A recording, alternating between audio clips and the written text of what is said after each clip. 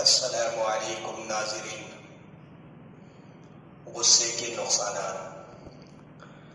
اللہ کے نبی صلی اللہ علیہ وسلم کے پاس ایک صحابی آتے اور آ کر کہتے، اے اللہ کے نبی، مجھ کو کچھ نصیحت کیجیے اور وہ بھی مختصر کیجیے۔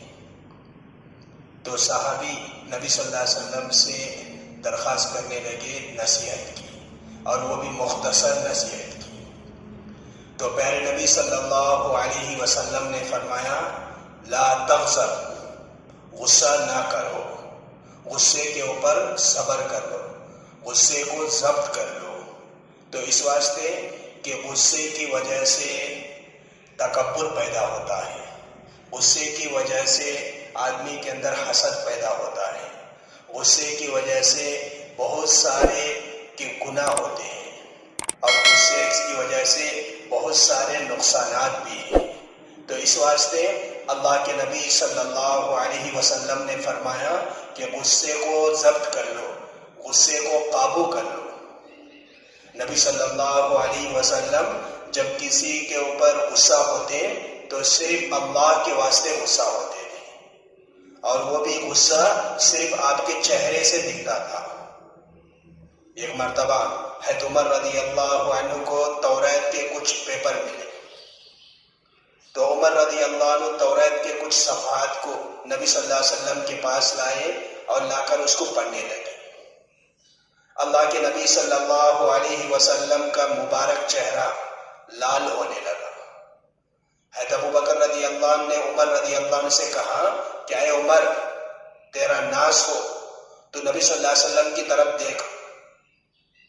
تو حضرت عمر رضی اللہ عنہ نبی صلی اللہ علیہ وسلم کو دیکھے تو آپ صلی اللہ علیہ وسلم کا چہرہ مبارک غصے سے لال ہو گیا۔ ساتھ ہی اللہ کے نبی صلی اللہ علیہ وسلم کے سامنے گھٹنے کے بل بیٹھے اور بیٹھ کر کہنے لگے، رضیت باللہ ربا وبالاسلام دینا وبمحمد النبی صلی اللہ علیہ وسلم، اور نبی صلی اللہ علیہ وسلم سے معافی مانگنے لگے۔ تو پیارے نبی صلی اللہ علیہ وسلم کہنے لگے کہ اے عمر، اگر اس وقت موسیٰ علیہ السلام بھی زندہ ہوتے تو وہ مجھ پر ایمان لائے بغیر جنت میں داخل ہو سکتے ہیں۔ تو وہ اس سے معلوم ہوتا ہے اللہ کے نبی صلی اللہ علیہ وسلم کو جب غصہ آتا ہے تو نبی صلی اللہ علیہ وسلم کا صرف چہرہ لال ہو جاتا، آپ زبان سے غصے کا اثر نہیں دکھتا ہے۔ تو اس واسطے کہ غصے کی وجہ سے آدمی زبان سے کچھ باتیں بولا، اس کی وجہ سے دوسروں کو تکلیف پہنچے گی۔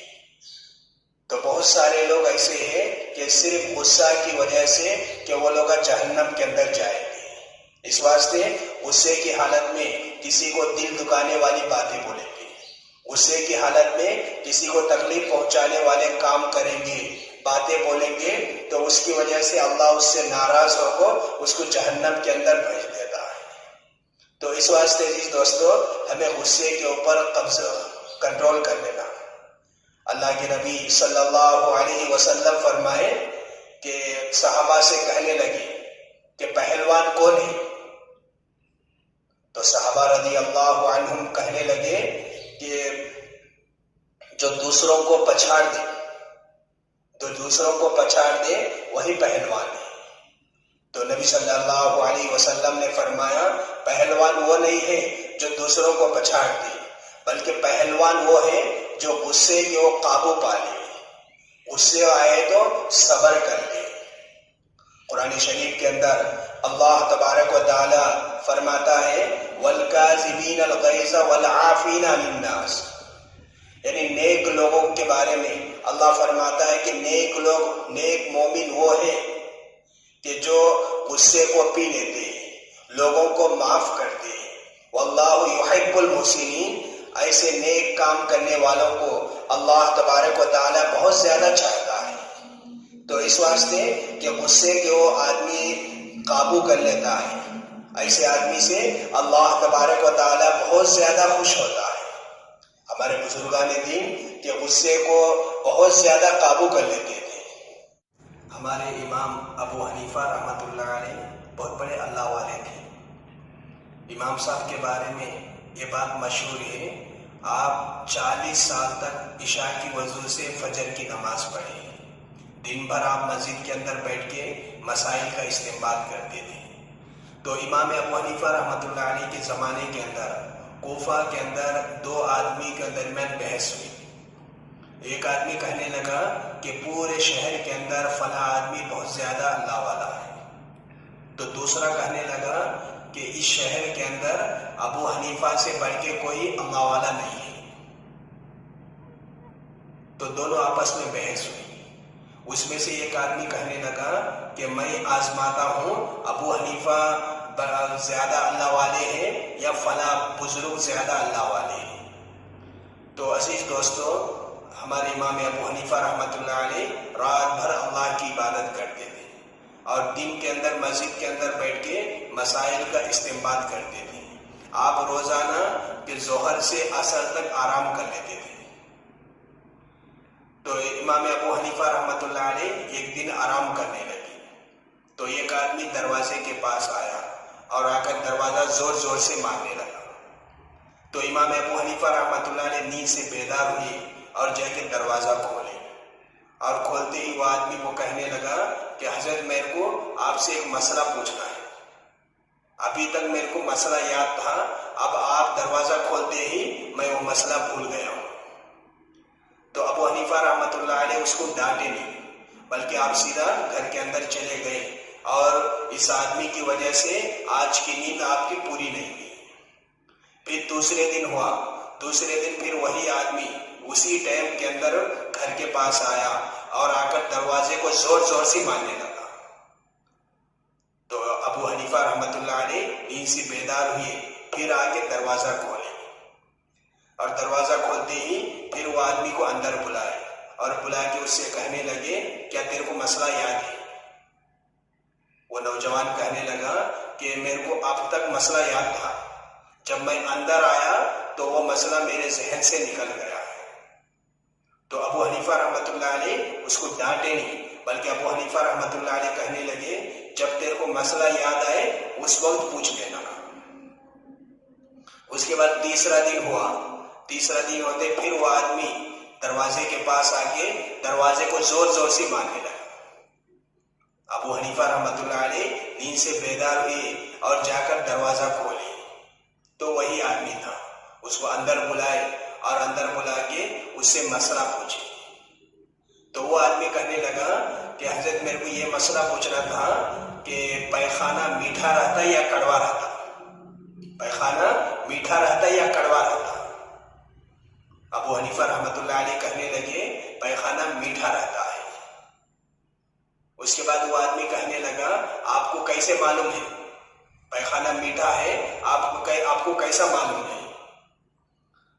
پھر وہ آدمی کہنے لگا کہ آپ نے اس کو چکھا کیا؟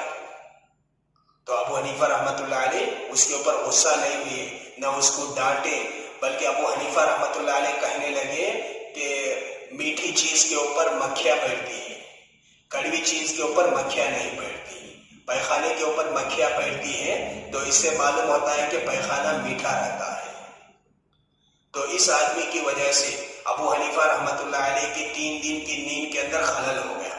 اس کے بعد وہ آدمی سیدھا اپنے ساتھی کے پاس گیا اور جا کر اس سے کہنے لگا کہ میں نے ابو حنیفہ کو 3 دن سونے کا نہیں دیا اور ان کو تنگ کیا، اس کے باوجود بھی ابو حنیفہ میرے کو ڈانٹے نہیں، مجھ پر غصہ نہیں ہوئی۔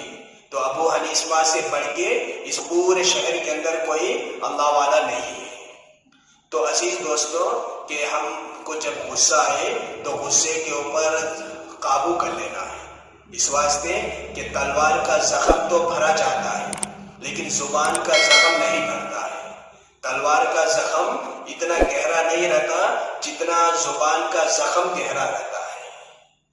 تو اس واسطے ہمارے بزرگان دین فرماتے ہیں جب آدمی کو غصہ آئے تو وہ لا حول ولا قوت الا باللہ پڑھے، اس واسطے کہ شیطان آدمی کے رگ و ریشے میں رہتا ہے، اس کو پڑھنے سے وہ وہاں سے بھاگ جاتا ہے۔ اگر اس سے بھی غصہ کم نہیں ہوا تو اعوذ باللہ من الشیطان الرجیم پڑھے، یعنی اللہ سے شیطان کی پناہ مانگی۔ اگر اس سے بھی غصہ کم نہیں ہوا تو آدمی اپنی حالت کو بدل دے، یعنی کوئی لیٹا ہوا ہے تو بیٹھ جائے، کوئی بیٹھا ہوا ہے تو کھڑے ہو جائے، کوئی کھڑا ہوا ہے تو وہ چند قدم چلے۔ اگر اس سے بھی غصہ کم نہیں ہوا تو ویسی صورت میں وضو بنائے۔ اگر وضو بنانے سے بھی غصہ کم نہیں ہوا 2 رکعت نماز پڑھ کے اللہ تبارک و تعالیٰ سے دعا کرے۔ تو اس واسطے کہ غصے کی وجہ سے آدمی کو بہت زیادہ نقصان ہوتا ہے۔ اللہ کے نبی صلی اللہ علیہ وسلم فرماتے ہیں غصہ ایمان کو ایسا خراب کرتا ہے جیسا شہد کو سرکہ خراب کرتا ہے۔ تو اس واسطے کہ ہمارے کو جب بھی غصہ آئے تو ہم غصے کے اوپر قابو پا لینا۔ اللہ کے نبی صلی اللہ علیہ وسلم فرماتے ہیں کہ جس آدمی کو غصہ آئے اور غصے کے اوپر ضبط کر لیا، غصے کو قابو پا لیا، اللہ تبارک و تعالیٰ اس کے دل کو ایمان سے بھر دیتے ہیں۔ تو اس واسطے کہ ہمارے کو جب بھی غصہ آئے تو ہم اپنی زبان کو، اپنے ہاتھ پیر کو قابو کر لینا۔ اگر ہم غصے کی حالت میں اپنی زبان کو، اپنے ہاتھ پیر کو قابو نہیں کر لیے تو بعد میں ہمارے لیے شرمندگی کا ذریعہ بنتا، بعد میں ہمارے لیے افسوس کا ذریعہ بنتا۔